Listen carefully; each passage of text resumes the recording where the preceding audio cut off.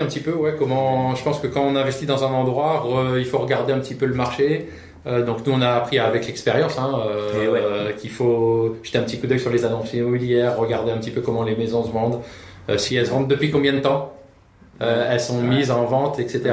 Si on retrouve pas les mêmes biens depuis 5 ou 6 mois, ça c'est des petits réflexes qui peuvent donner des bons indicateurs quand on commence à essayer de vouloir investir quelque part. Ça, Donc, mais on apprend à faire ça. Ça, c'est un bon conseil à donner, je pense, à des gens qui souhaitent acheter leur résidence principale, d'avoir un peu ce regard critique. Qu'est-ce qui se passe si je dois revendre?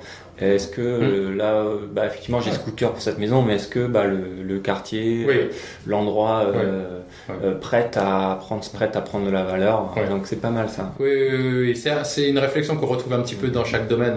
Nous, en professionnel, là aujourd'hui, on dit parfois un pro, c'est l'emplacement qui compte. Quoi. Ouais, bien sûr. Donc, en immobilier, ça joue aussi. Ouais, clairement. Clairement. Donc voilà, donc revente. Et puis après, on est parti à l'île Maurice. Là, on a vécu 7 ans à l'île Maurice. On était qu'en location.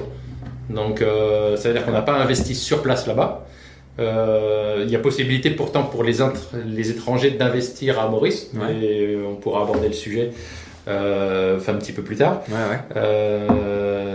Mais on s'est dit, oui, c'est bien, on part en expatriation. On n'a plus de biens immobiliers quand même, parce que l'âge avance. La famille s'est agrandie aussi en même temps.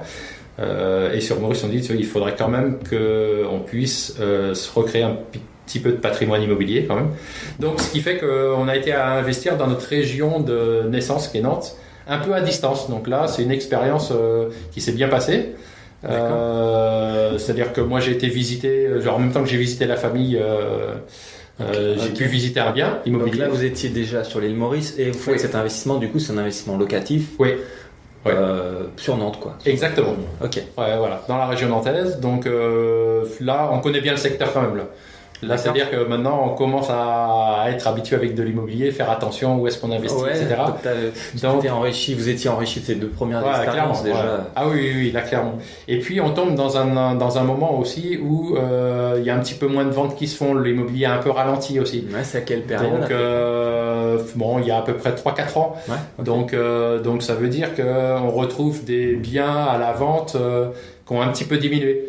Donc au niveau du prix d'achat et puis un bien à la vente qui est à la vente depuis 2 ou 3 mois quand même, on se rend compte de ça, c'est assez facile à aller rechercher et donc on a l'opportunité d'investir sur une commune qui s'appelle Les Sorinières, donc qui est placée pas loin de l'agglomération de Nantes, avec toutes les infrastructures à côté. Ça c'est important parce que derrière il y a des écoles, il y a des lignes de bus qui passent juste à côté. D'accord. La résidence, elle est quand même assez récente. C'est-à-dire qu'elle a même pas une dizaine d'années.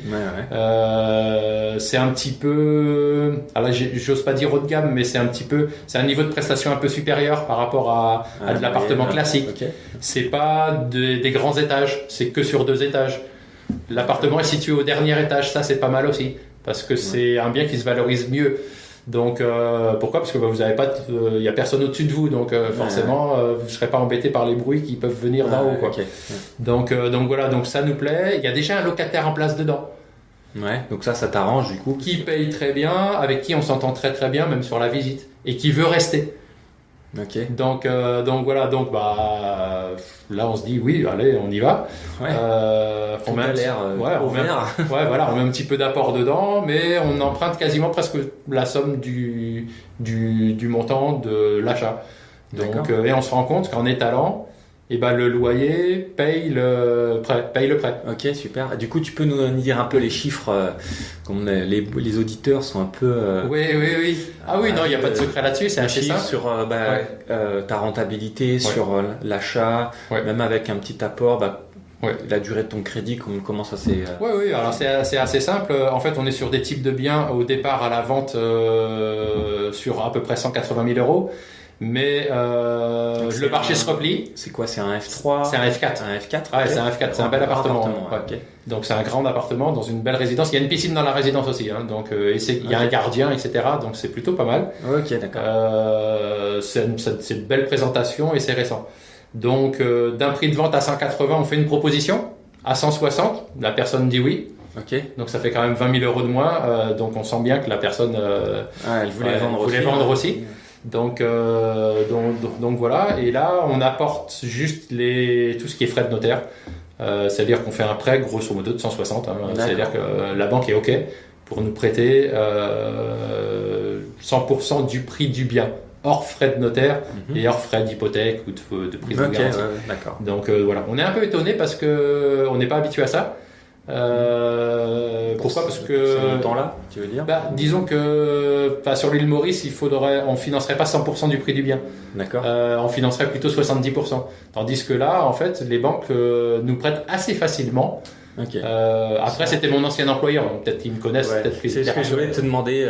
Est-ce que, de par ta position, est-ce que ça facilite le fait de pouvoir bénéficier d'un prêt plus facilement ou d'avoir des meilleurs taux ? Il y a sans doute, mais quand même, on sent que la banque quand même cherche de la sécurité, clairement. Oui, ça fait pas tout, mais ça fait pas tout. C'est-à-dire que oui, ils savent que j'ai travaillé pour eux avant.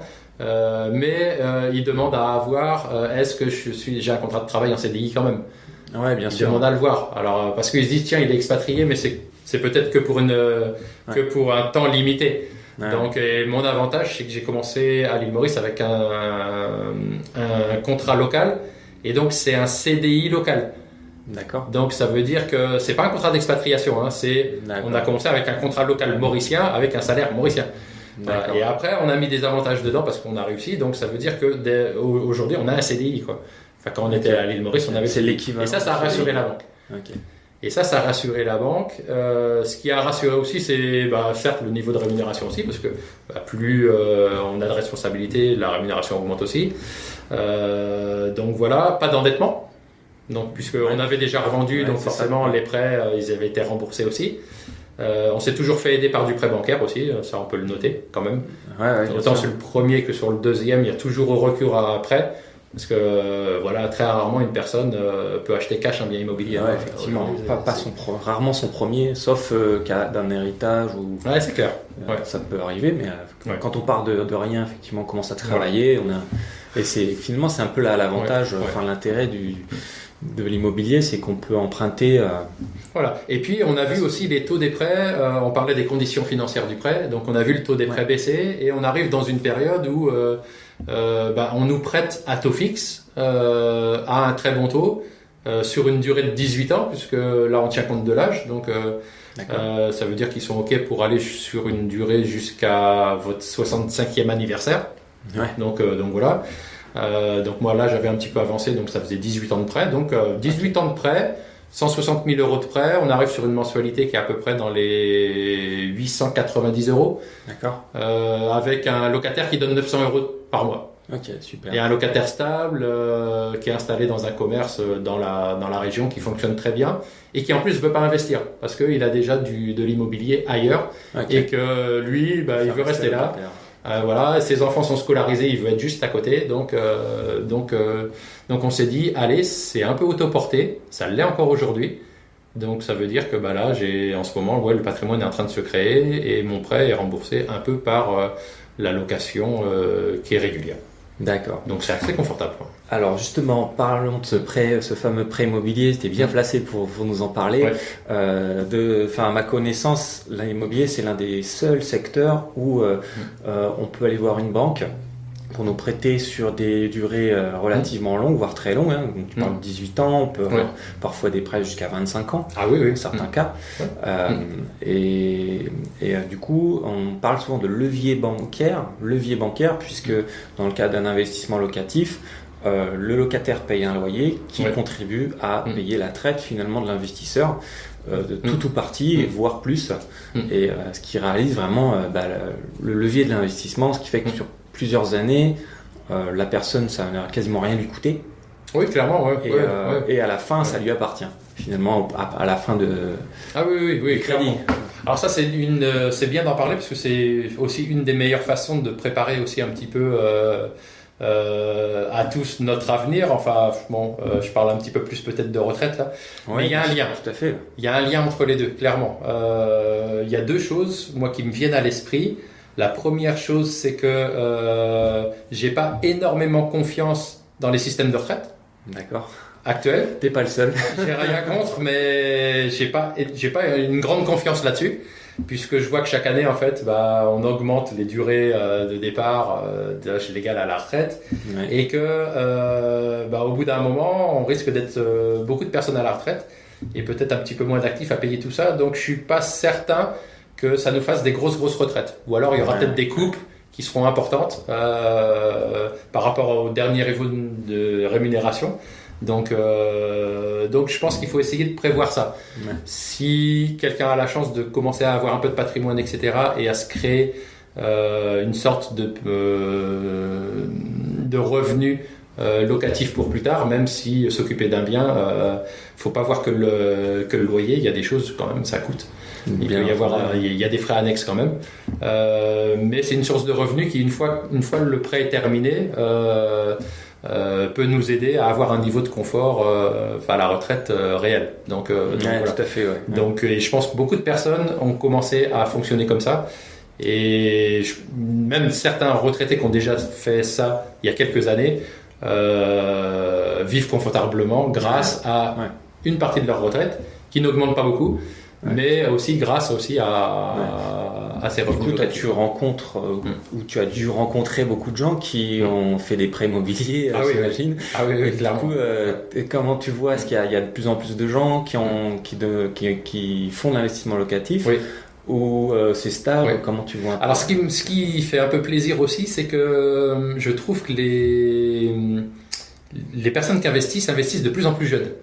Ouais. Donc voilà, et ça c'est un vrai conseil qu'on peut donner, parce que peut-être dans ma génération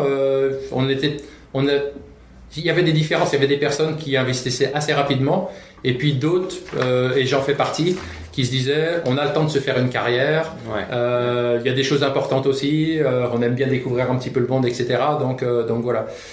Mais de plus en plus je trouve que les jeunes investissent de plus en plus tôt. C'est pas une mauvaise solution dès qu'on a de la stabilité, c'est-à-dire dès qu'on a un CDI, plutôt que de payer un loyer.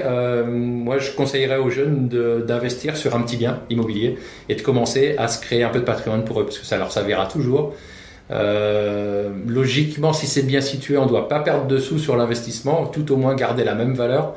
Ce qui fait qu'à un moment, quand ils voudront progresser, peut-être passer d'un appartement à une maison, etc., peut-être que la vente de l'appartement leur créera de la plus-value, et leur créera un apport pour après. Donc, je vois les jeunes autour de moi, et même là, concrètement, même dans l'agence.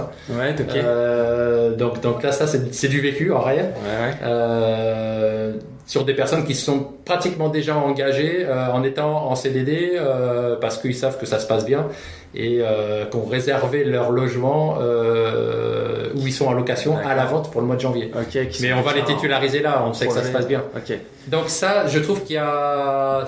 Les jeunes le font de plus en plus. Enfin, tous ceux qui commencent à travailler et qui travaillent un peu aussi dans le système bancaire comprennent ça vite. D'accord, effectivement, je pense que c'est vrai que quand tu es, je sais pas, dans un métier, soit tu travailles dans un, je sais pas moi, si t'es artisan, ou peut-être t'es moins, on va dire, t'es pas forcément conscient de ça, ou je prends cet exemple-là, ça peut être n'importe quel autre exemple, mais du coup dans le milieu bancaire, dans le milieu des crédits, effectivement, parce que donc parlons-en un peu, ce fameux crédit bancaire, c'est l'étape indispensable pour un jeune qui commence à travailler, qui n'a pas d'apport ou très peu d'apport. Et il y a des règles à respecter. Je dirais que c'est comme un partenariat finalement entre la personne et la banque. Oui, on peut l'appeler comme ça. On peut l'appeler comme ça. Est-ce que tu peux nous expliquer un peu les conditions d'un prêt? Qu'est-ce que va regarder la banque? Qu'est-ce qu'il faut, comment la personne doit se préparer finalement pour faire sa demande de prêt bancaire?